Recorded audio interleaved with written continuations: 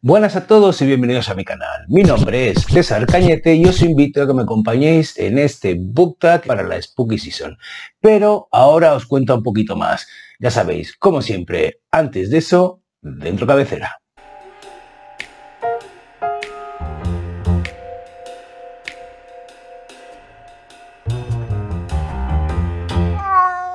Bien, antes de empezar con este book tag y explicaros un poquito de qué va, dejadme deciros que voy a dejar para el final de este vídeo una rectificación, una fe de ratas que cometí que subsanará el error que cometí en el vídeo anterior, es decir, el wrap-up de julio. Es una confusión terminológica que me pasa bastante a menudo y que me avergüenza un poquito teniendo en cuenta que estoy todo el día metido con la nariz entre libros.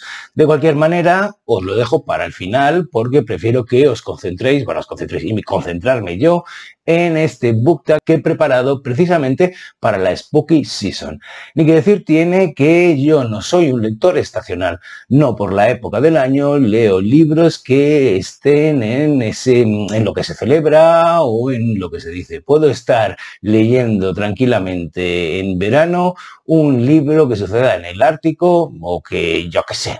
En fin, que no suelo leer libros de miedo solo porque sea octubre. Pero para subirme a la ola un poquito de este tipo de iniciativas, se me ha ocurrido que podría hacer yo un book tag propio. Con propio quiero decir, y perdonadme porque es que soy así de despistado y no lo he dicho, es que he reimaginado las premisas del book tag clásico de Halloween, que además ya hice el año pasado. Así pues, más allá de los monstruos clásicos, que son los clásicos de todos, lo que he cambiado en este book tag son las premisas y las he adaptado a, mi versión particular. Ahora nada, después de este pequeño inciso, sigamos con el vídeo. Que se base, en cierta manera, en la Spooky Season, Halloween y en esta época del año, para hablar de libros. Bien, esa es la otra puntualización que quería hacer sobre este book tag. A pesar de que cada una de las premisas responde al nombre de un monstruo, no tienen por qué ser libros que sean de terror o que sean específicamente de la Spooky Season. Esto ha sido una de mis intenciones a la hora de hacer este book tag porque quería que cualquiera, es decir, lectores estacionales o no estacionales, lo pudieran hacer. A este tema de la estacionalidad, dejadme decíroslo, le dedicamos un episodio completo en nuestro canal, muchos libros y pocas nueces que os voy a dejar ahí abajo por si le queréis echar un vistazo. Y nada, después de todo este rollo inicial, vamos a por la primera premisa de este book tag, que no es otra que 1. Frankenstein, libro miscelánea. Es decir, un libro que tiene muchos componentes, que está hecho de diferentes partes. Me viene a la cabeza, por ejemplo, hablaros de El barco de Teseo, de Abrams, que no lo he leído, pero sé que viene con 50.000 cositas que han hecho, que es muy, muy bonito y tal. Por lo menos eso es lo que sé, pero no lo he leído, así que no voy a hablar de él. Yo os voy a hablar en concreto de Heimat, lejos de mi hogar, de Nora Krug, que es una novela gráfica, que es una auténtica preciosidad y que desgraciadamente no lo tengo en mi poder para enseñaroslo directamente y estaréis viendo una foto de la portada.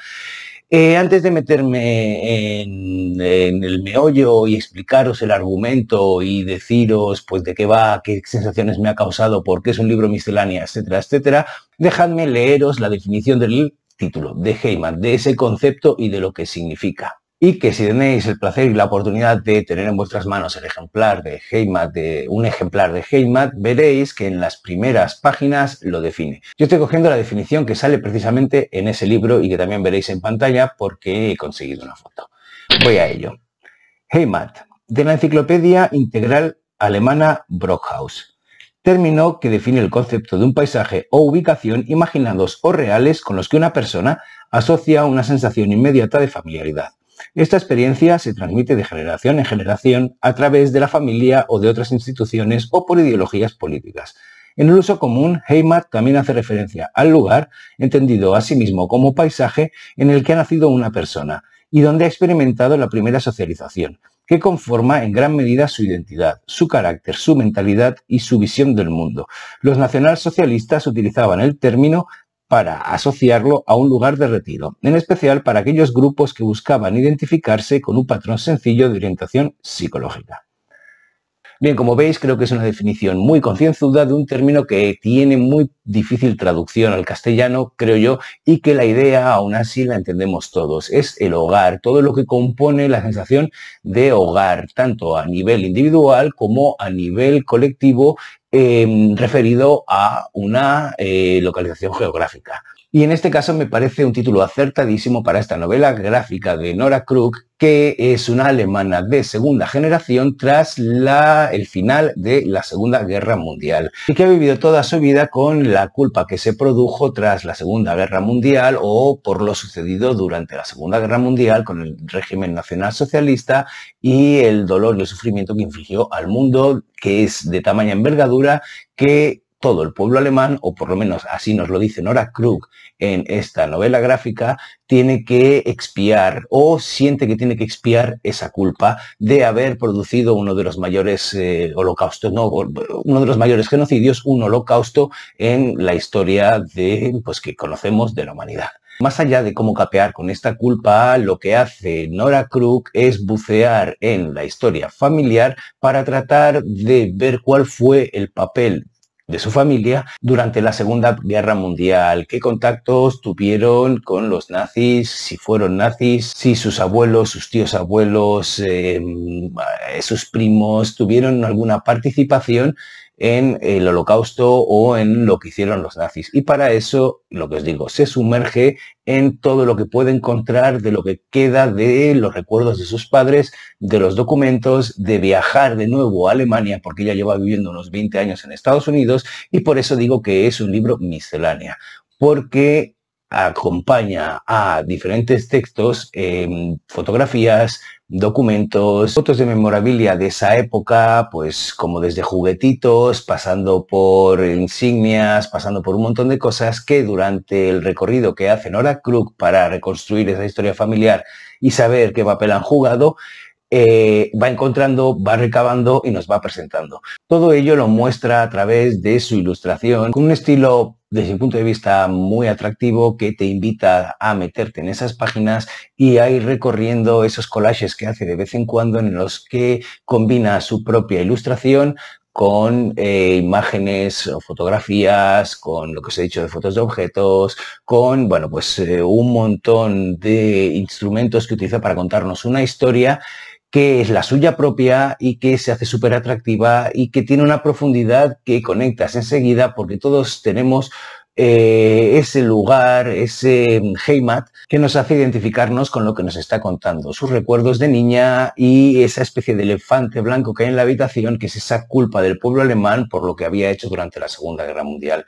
Ya os digo que de cierta manera parece que sea un camino de expiación, de intentar desenterrar un pasado que había quedado soterrado, no sabe tanto si por culpa o por simplemente porque sus abuelos no hablaban de eso. Esto en cierta manera es también algo que sucede en España con la Guerra Civil Española y, por ejemplo, una cosa que mi madre siempre se arrepiente es no haberle preguntado más a sus padres, a mis abuelos, cómo vivieron la guerra, qué es lo que tuvieron que hacer, cómo pudieron capear esa experiencia con la guerra o como se llame ahora el síndrome de estrés postraumático, por ejemplo. Pero una de las cosas que me ha contado mi madre respecto a lo que contaban los abuelos es que de aquello no se hablaba, estaba prohibido hablar. Es como si ese pasado no hubiese existido y, bueno, pues lo que dice Wittgenstein, de lo que no se sabe no se puede hablar. Bueno, pues mis abuelos sí que sabían lo que había pasado lo que les había pasado en la Guerra Civil, pero nunca lo dijeron y nunca lo quisieron contar.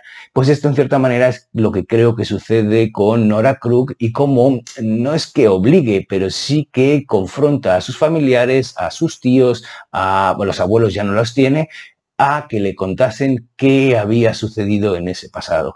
Y en ese explicar el pasado, en esa memoria histórica, puede encontrar su lugar intentando expiar esa culpa que mamó de pequeña como pueblo, como colectivo. En fin, una novela gráfica maravillosa que os invito a que le echéis un vistazo porque me parece una pasada y un acierto leerla. Y además me viene muy bien para esta premisa de Frankenstein, un libro miscelánea. Bien, vamos a por la siguiente premisa, que es la 2 y que dice Drácula, libro que te drenó la atención. Y aquí os traigo este libro que leí el año pasado, que se titula Tenemos que hablar de Kevin y que es de Lionel Shriver. Bien, este libro debe tener unas 600, dejadme comprobarlo, unas 150 páginas, unas 600 páginas, es decir, es un libro bastante largo. Y he de confesar que me lo leí en apenas 3 o 4 días. Es decir, me sorbió completamente la atención. ¿Y qué tiene para que me sorbiera la atención? Bueno, pues para empezar, como escribe Lionel Shriver, mi querencia, mi gusto por la lectura vibra a la misma frecuencia, que como escribe Lionel Shriver. Me he leído otro libro suyo, creo, antes incluso que este Tenemos que hablar de Kevin, El movimiento del cuerpo a través del espacio, que también me encantó. Y sus libros, los dos que he tenido el placer de leer, tienen esa capacidad de sorberme la atención cual Drácula sorbiendo sangre. No puedo dejar de leerlos. Si bien el tema que trata el movimiento del cuerpo a través del espacio, o las premisas, o el argumento no me resultó tan atractivo, eso no hizo que no dejase de leerlo. Sin embargo, Tenemos que hablar de Kevin, sí que me sorbió completamente la atención y me mantuvo pegado a la página durante los 3 o 4 días que os he dicho que tardé en leer. ¿De qué va? Bien, para empezar tenemos aquí a Eva que escribe cartas a su marido. Es decir, aquí tenemos un narrador en primera persona que le habla a alguien, es decir, exhorta. Es decir, le cuenta a un interlocutor algo que ha sucedido y por eso habla de tú constantemente. Sería una segunda persona. Tú fuiste, tú hiciste o yo hice esto y te acuerdas cuando te dije que... Y eso ya de por sí me parece muy interesante porque mantener una historia a un alto nivel con un narrador de esta manera es de, si sale bien, y en este caso sale, de un escritor muy talentoso. Y lo siguiente por lo que me sorbió la atención es por el tema al que trata y es la maternidad, el tener hijos y la responsabilidad que tienen los padres con esos hijos o hasta qué punto hay una influencia o el padre es, bueno, la responsabilidad ya lo he dicho, pero o hay una influencia de cómo son los hijos según cómo los educas. En este caso, Kevin es un auténtico personaje, que no voy a decir más de él porque no quiero destripar absolutamente nada, pero aquí no estamos hablando de un sueño de rosas o de la consecución de un sueño al tener un hijo porque, yo qué sé, ya le echaréis un vistazo, no quiero decir más. Os leo una de las citas que hay al principio, bueno, la cita con la que abre la historia, que es: un niño necesita más vuestro amor cuando menos lo merece, que es de Erma Bombeck. Una cita bastante significativa para lo que vais a encontrar aquí. Para acabar añadiré que hay una versión cinematográfica de esta película con Tilda Swinton como Eva y Ezra Miller como Kevin. Es bastante desasosegante y también os diré que quien haya visto esa película cuando se enfrente a esta novela le tendrá la sensación, creo yo, de que la novela se extiende mucho más de lo que necesita. En mi caso leí primero la novela y vi luego la película. Creo que es una adaptación cinematográfica maravillosa y que coge lo esencial. Por supuesto, al ser otro medio, deja muchas cosas en el tintero, pero aún así creo que sale bastante airosa en lo que pretende. La novela, ya os digo, es larga. A mí no se me hizo pesada, pero sé que hay gente que se le hizo pesada y que cree que lo alargó mucho. Para mí no es así. De cualquier manera, no es así porque si no, no lo hubiese cogido como un foco de atención, como un libro que me sorbió la sangre, como un libro Drácula. De cualquier manera, aquí lo dejo. Vamos a por el siguiente, que no es otra que la tercera y que dice así: La momia, libro antiguo que despertó y te despertó. Bien, bueno, yo soy, ya os lo he dicho más de una vez, un tipo viejuno y estudié latín, tanto en el instituto como en la universidad porque cursé humanidades. Y recuerdo muy claramente, sobre todo en la universidad, el haber tenido que traducir un libro que me petó la cabeza por su forma de escribir, por su, iba a decir actualidad, pero no es actualidad, es el tono, que es muy cercano y que me ayudó a romper esa barrera que se tiene entre lo clásico y lo actual como algo que no tiene nada que ver con nosotros y que no es verdad. Estoy hablando de La vida de los 12 Césares de Suetonio, en la que Suetonio escribe la biografía de 12 Césares de la dinastía juliana, creo que era, que es Julio César, César Augusto, Calígula, etcétera, etcétera. Creo que también Claudio, etcétera, etcétera. Y nos lo hacían traducir. Traducíamos fragmentos de diferentes textos y a mí lo que me flipó era la cercanía o la forma que tenía de explicar esas vidas a la vez que las propias vidas de esos personajes. Es decir, estaba hablando de Julio César y hablaba pues ya no solo de su enfermedad de epilepsia, que la llamaban la enfermedad de los comicios, Comitialibus, no me acuerdo, es que no me acuerdo, hace muchos años, y lo llamaban así porque solía pasar cuando había elecciones, o le solía pasar a César cuando había elecciones, porque se ponía nervioso y tenía, pues eso, o, bueno, César, a Julio César, o, por ejemplo, como sus propias tropas solo se permitían gritarle chanzas socarronas, canciones en las que se metían con él cuando hacían un desfile dentro de la ciudad. Y ahí hablaban, por ejemplo, de su orientación sexual o de si era activo o era pasivo. Y a mí eso me flipaba. Era como descubrir que en el pasado eran tan humanos como somos nosotros, más allá de ese velo épico que siempre se pone a las cosas del pasado y que pensamos que son ingenuos, pensamos que no han vivido lo que nosotros vivimos, y una de las cosas que rompes cuando estudias este tipo de cosas o cuando te sumerges en el pasado es darnos cuenta de que somos iguales, en el sentido de que también hay sorna, también había sus pecaditos, no eran poco evolucionados o les faltaba un hervor, no, quizá tendrían unos conflictos diferentes, pero eran análogos a los que nosotros tenemos, no eran ingenuos, también vivieron su vida, también tenían sus propias pasiones, también tenían sus propios conflictos, y este libro de La vida de los Césares se despertó cuando lo tuve que traducir, pero me despertó a mí dándome cuenta de que no había una distancia más que temporal, que a nivel mental o a nivel cultural éramos muy similares, y eso me encantó. De hecho, me acuerdo que en aquella época me pareció que era la Ana Rosa Quintana de la antigüedad, este hombre Suetonio. Luego Ana Rosa Quintana ha dado sus pasos y ha cambiado, pero bueno, yo lo que me refería es estos de papel couché, este tipo de cronistas que se dedica al mundo rosa. Bueno, pues Suetonio me daba esa sensación y me hizo muchísima gracia, me pareció muy simpático, muy, pues yo qué sé, muy divertido. En fin, que Vida de los 12 Césares no hay una distancia mental tan grande como lo que podamos pensar. Y además nos da una buena perspectiva sobre el pasado. De la misma manera que os recomiendo desde aquí escuchar a Nieves con Costrina, que tiene un par de podcasts en Spotify, que es Si acontece que no es poco, por un lado, y Cualquier tiempo pasado fue anterior. Lo del Cualquier tiempo pasado fue anterior son monográficos de historia en los que nos rompe esta idea monolítica que tenemos de la historia, o de lo que nos ha llegado a nosotros, o de cómo nos la enseñan. Y esta misma idea que me dio a mí el leer La vida de los Césares, que es esa cercanía con nuestro mundo actual, nos la traslada a Nieves con Costrina muy bien a personajes de la historia que parecían que eran de una manera, pero que tenían las mismas miserias, los mismos defectos, las mismas virtudes que pudiera tener cualquier ser humano, pero que la historia les ha lavado, la historia monolítica o el relato general les ha lavado la cara.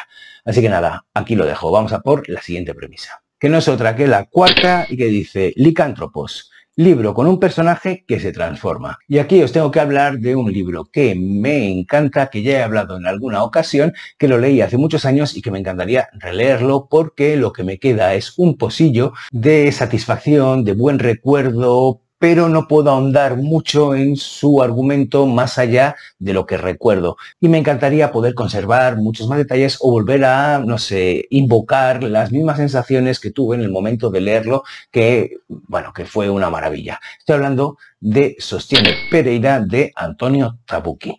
¿Y de qué va? Bueno, seguro que muchos lo conocéis, que muchos lo habéis leído, pero bueno, dejadme hablar de él, os daré 4 pinceladas y os diré por qué creo que contiene un personaje que se transforma durante la historia.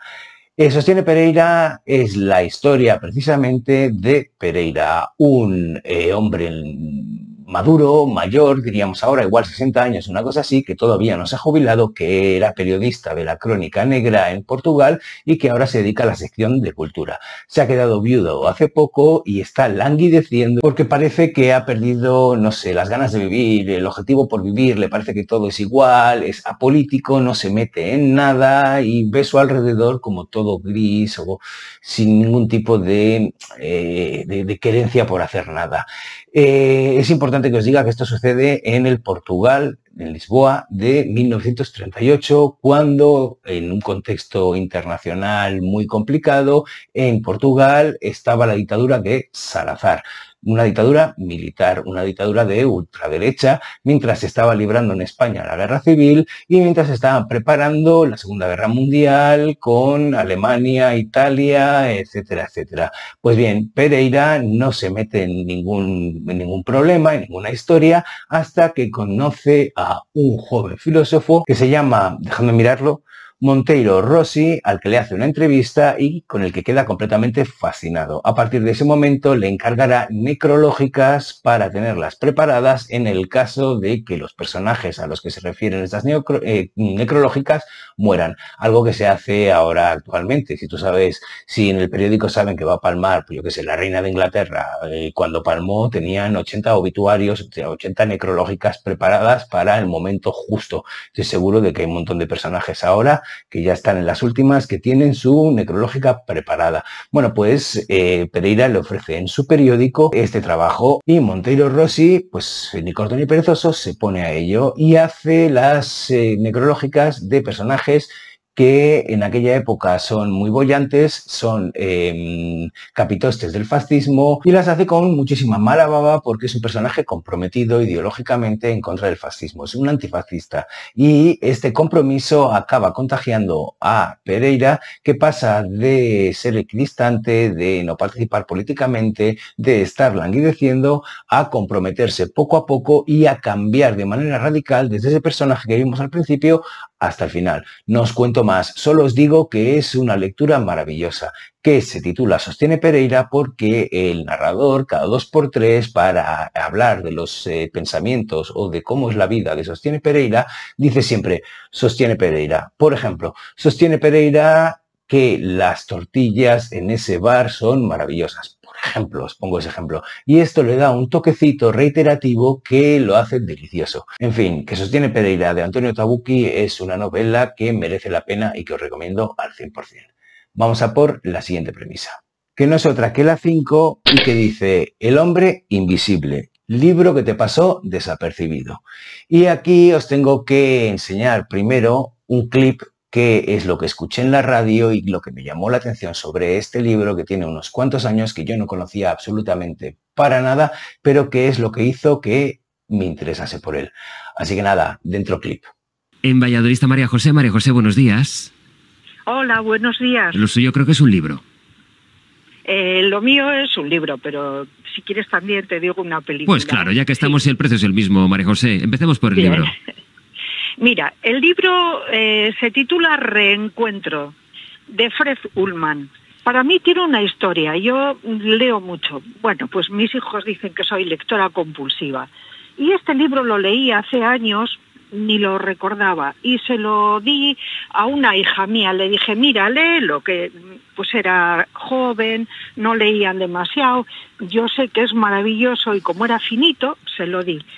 Y hace como unos 3 años me devolvió el libro y me pone, en el año 21, en noviembre del 21, me pone, mi querida Amachu, te regalo este libro de vuelta, el primero que gracias a ti leí con ojos de adulta.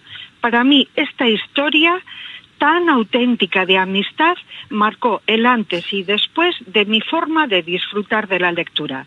Gracias, mami, por regalarme ese tesoro. Maravilloso libro. A partir de entonces lo he regalado a cantidad de amigos y este libro me lo siguen agradeciendo cada vez que lo piensan, cada vez que lo ven, cada vez. Es maravilloso. Yo también agradezco a mi hija que me lo haya recordado. Pero es que la maravilla, la dedicatoria, María José, le prometo que me ha emocionado.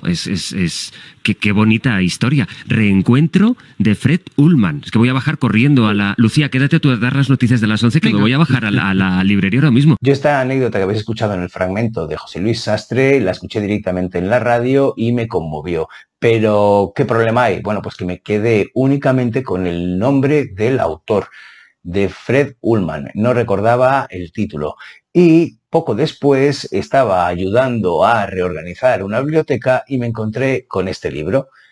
O sea, la casualidad quiso que eso que había escuchado, que se me había quedado en la cabeza y que lo más seguro es que pasase desapercibido y no me cruzase nunca más en la vida con este libro, hizo, como decía, que me lo encontrase. Y, por supuesto, lo cogí para leerlo. Y eso ha sido hoy. porque es un libro cortito, es un libro de 120 páginas, 122 páginas, que se lee de una sentada y que, solo digo una cosa, cuando lo he terminado, tenía pues la piel de gallina y emocionado. Me ha parecido una auténtica maravilla, una joya de libro, y que no me extraña que la dedicatoria que le puso esa hija a su madre cuando la madre le regaló el libro o cuando se lo devolvió hace unos 3 años, sea así.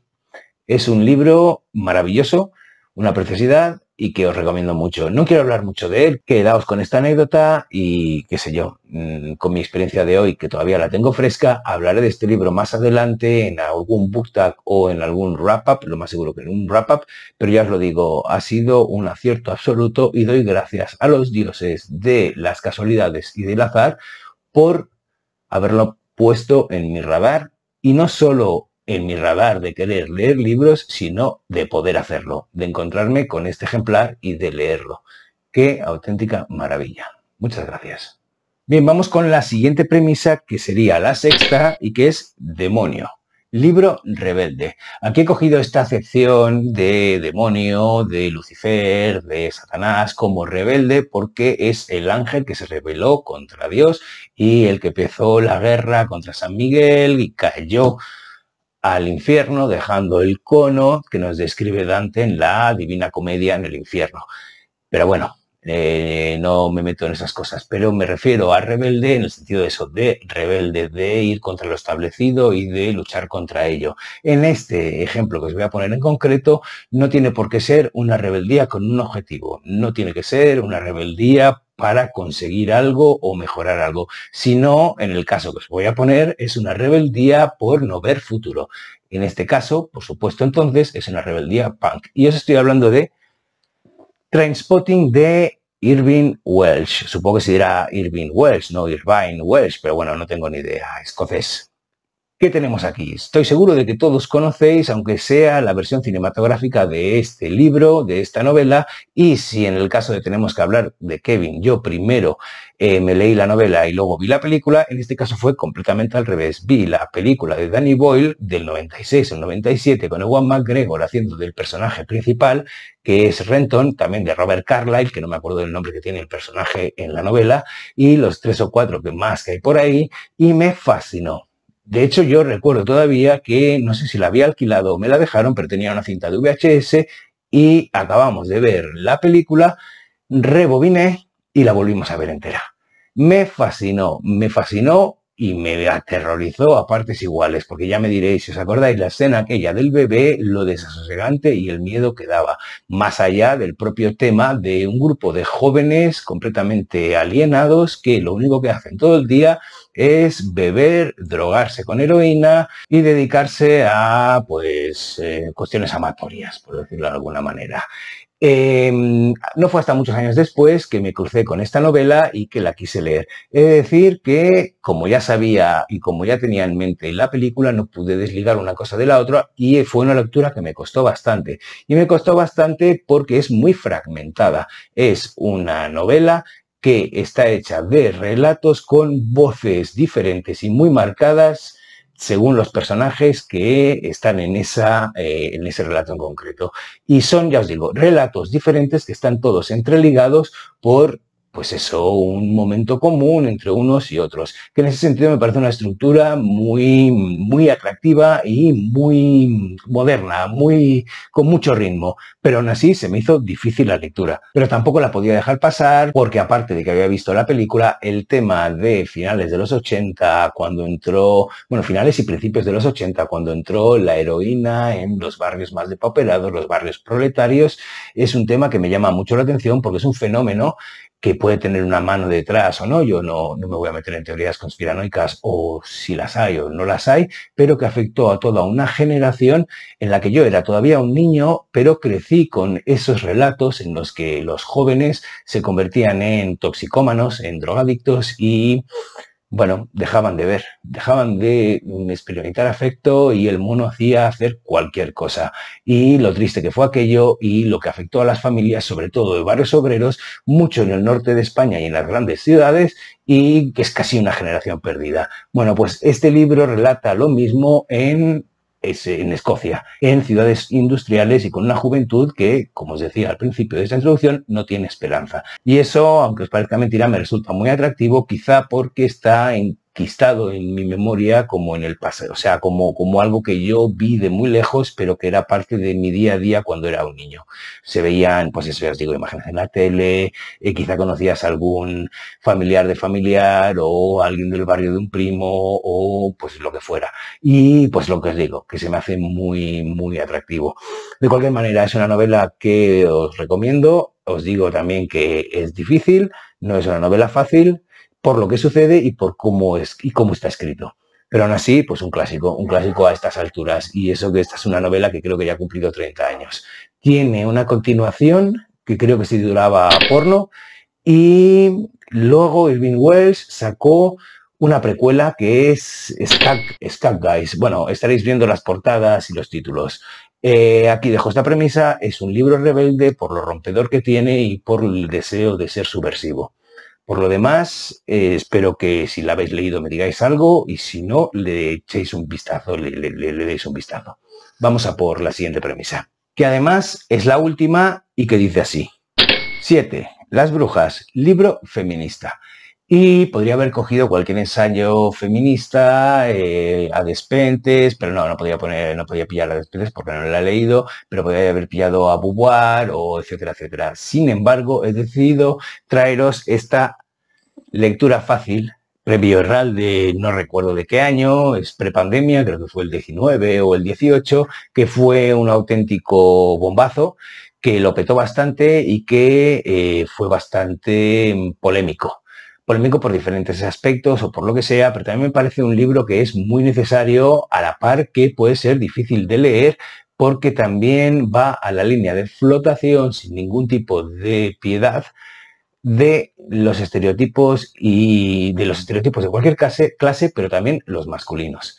En este sentido, por eso lo he cogido como libro feminista y por eso creo que encaja muy bien con esta premisa de las brujas, porque además nos habla la historia de 4 hermanas que viven tuteladas en un piso, tuteladas por el Estado, en un piso, y tenemos las 4 perspectivas de cada una de ellas según sus problemáticas.